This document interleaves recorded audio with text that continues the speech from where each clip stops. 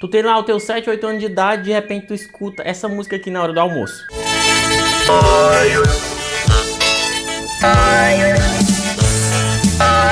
E aquele ali é provavelmente um dos melhores momentos da tua vida, só que tu ainda não sabe disso. E é exatamente isso, o Chaves é dono de muitos dos melhores momentos da vida de boa parte dos brasileiros. Mas por que que isso acontece? Por que que o Chaves é tão importante e tão maravilhoso na vida desse país? É isso que eu vou tentar desvendar nesse vídeo aqui. Então, bora lá!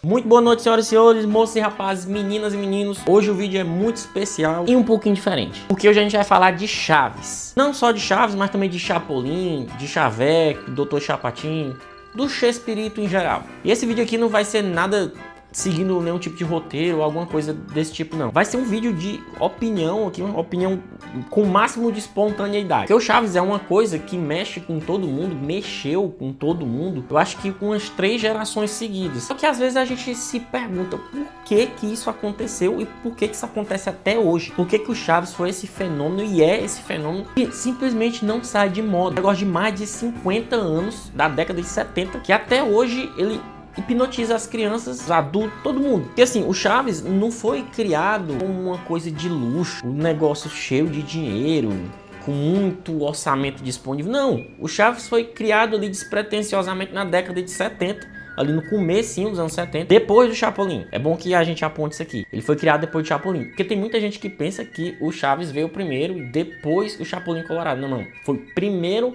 o Chapolin Colorado, depois o Chaves. A data de criação do Chaves é um negócio assim meio nebuloso. Tem data da exibição do primeiro sketch, tem data da gravação do primeiro quadro, da gravação do primeiro episódio como programa autônomo, então fica um negócio ali. Mas o que a gente sabe é que foi no comecinho da década de 70. 72, 73, por ali. E era basicamente assim, existia um quadro, né, de sketches dentro do programa do Chespirito, que ele decidiu criar a história de um vendedor de balões, que na história era interpretado pelo Ramon Valdez, né, ou seja, o Seu Madruga, que no episódio basicamente não era nem o Seu Madruga. Dona Florinda, eu vou fazer o favor de carregar a sua cesta. Mamãe. Pena que não seja um homem. E essa sketchzinha acabou fazendo muito sucesso. E aí ele foi fazendo e acabou criando. Bum! Chaves. E aí ele foi incorporando mais personagens, né, na criação, até que foi fazendo muito sucesso e o Chaves acabou virando um programa autônomo. Assim como o Chapolin Colorado, que também era só um sketch de alguns minutos, geralmente 10 minutos ali, e depois virou também um programa autônomo, com episódios de 20, 30 até 40 minutos. Chavo del Ocho, interpretado por el super comediante Chespirito. E esses 2 programas, eles tiveram período canônico, né, pode dizer assim, deles, foi ali durante a década de 70, né, de 72 até 79, por aí, que foi o período canônico deles, né, onde eles fizeram mais sucesso, fizeram turnês, o elenco saiu em turnê mundial, as produções foram vendidas, né, para outros países, passaram em centenas de países, com dublagem, né, de cada idioma. Então foi um sucesso estrondoso na década de 70. Mas qual foi a fórmula utilizada? Pra gente tentar entender isso, ó, lembrando, não tô lendo nada aqui, eu não tô pegando roteiro, nem lendo nenhum tipo de dado, é só com o que eu já sei sobre a obra do Chespirito. Pra gente tentar entender e tentar desvendar, né, qual foi essa fórmula, a gente precisa ter uma visão macro. Vamos aqui levar pro mundial. O Chaves era uma produção latino-americana e ele fez um sucesso mundial. E é muito provavelmente, até com sobras, a maior e melhor obra de humor da América Latina. E por que não discutir se é uma das melhores do mundo? Porque assim, galera, a gente só gosta de comparar coisas norte-americanas. Nada contra a série norte-americana, obviamente. Nada.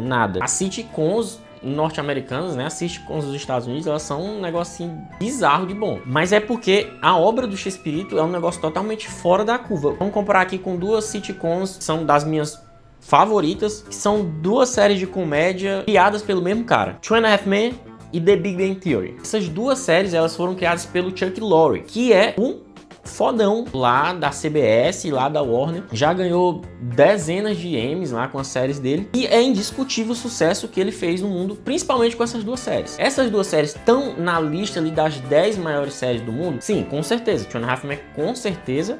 E The Big Bang também, principalmente. Inclusive tem vídeo aqui do The Big Bang Theory, pode assistir depois desse vídeo aqui, vai estar lá recomendado. Mas termina esse vídeo aqui primeiro. Só que o Chuck Lorre, quando ele lançou a obra-prima dele, catapultou ele, que foi Two and a Half Men, ele já era muito famoso, ele já era muito bem visto, e ele já tinha muita influência dentro da CBS. Então assim, quando ele chegou para apresentar o projeto dele, do Two and a Half Men, eles simplesmente deram um orçamento gigantesco para ele produzir a série, que só pra gente ilustrar um pouquinho, conta a história do Charlie Harper, né, que é o Charlie Sheen, e basicamente mostra os luxos da vida dele, aquela vida ali de garotão que ele sempre tinha. Aí tinha que ter Mercedes, tinha que ter mansões, tinha convidados da esfera ali de Hollywood, convidados internacionais, né, para participar da série. Então assim, era um orçamento gigantesco. Para ter noção, o Charlie Sheen ganhava em torno de 2 milhões de dólares por episódio. Então assim, o orçamento da série de Chuck Lorre, principalmente a Two and a Half Men, era um orçamento gigantesco. Ele tinha a estrutura que queria para fazer. Já o Bolanhos, ele simplesmente foi ali com a cara e a coragem para fazer o Chaves, para fazer as outras sketches dele, o Chapolin, com uma cadeira feita de isopor, um chroma key vagabundo, um negócio totalmente pobre, sem estrutura nenhuma. E aí a gente se pergunta, qual é o segredo? Se não tá no dinheiro, o que foi que fez fazer tanto sucesso? Obviamente a gente começa pela criatividade dele. O roteiro do Chespirito, os roteiros dele, era um negócio absurdo. Ele já escrevia muito ali pro Canal 8, quando ele começou a escrever pro Chaves, a atuar no Chaves. Então ele já escrevia muito ali pro canal. Ele era um roteirista assim genial. E aí uniu, na minha opinião, o roteiro dele com a atuação dele e com o elenco completamente banhado de gente talentosa. Ou seja, eu acho que a junção dos roteiros dele com esse elenco foi a fusão perfeita para criar uma obra-prima. E muito provavelmente essa foi a fórmula. Porque se pegar só o roteiro do Bolanhos, como eu já falei antes, ele escrevia muito pro Canal 8. Então assim, ele já escrevia roteiros para outras séries de comédia lá que faziam um certo sucesso, mas não foi o sucesso estrondoso que ele fez com Chaves. Então se ele já escrevia, mas não fazia tanto sucesso quanto foi, quando juntou o elenco, foi o casamento perfeito. O negócio explodiu total. Da mesma forma como o elenco sozinho não daria certo sem o Chespirito. É uma junção de elementos que estava ali perfeitamente alinhado na década de 70. Tem muita gente que diz que o sucesso do Chaves é porque era um humor infantil, um humor inocente, politicamente correto, que não agredia ninguém, que não fazia mal a ninguém. Não! O humor do Chaves era tudo menos inocente. Você também, em vez de usar um cinturão, tem que usar um anel? Eu? Sim.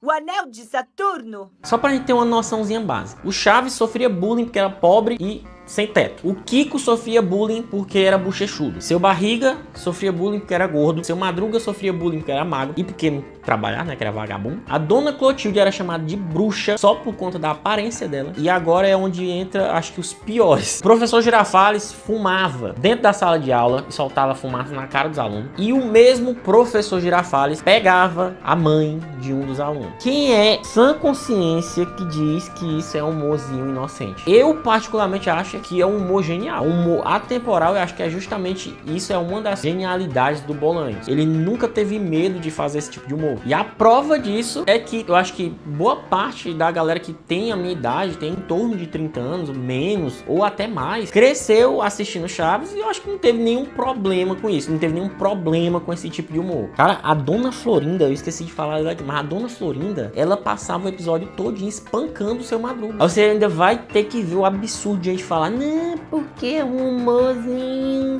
nossa.